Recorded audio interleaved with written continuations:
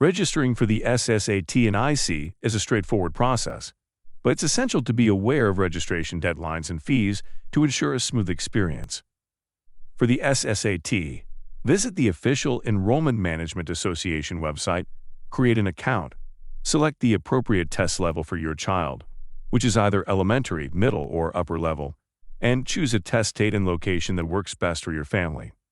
Registration fees for the SSAT vary depending on the test level, but financial aid is available for eligible families. Keep in mind that there are deadlines for registration, and late or emergency registrations will incur additional fees. For the ISEE, visit the official Educational Records Bureau website, create an account, select the appropriate test level for your child, which is either primary, lower, middle, or upper level, and choose a test date and location.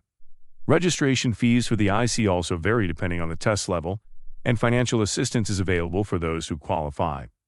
As with the SSAT, be mindful of registration deadlines and additional fees for late or emergency registrations.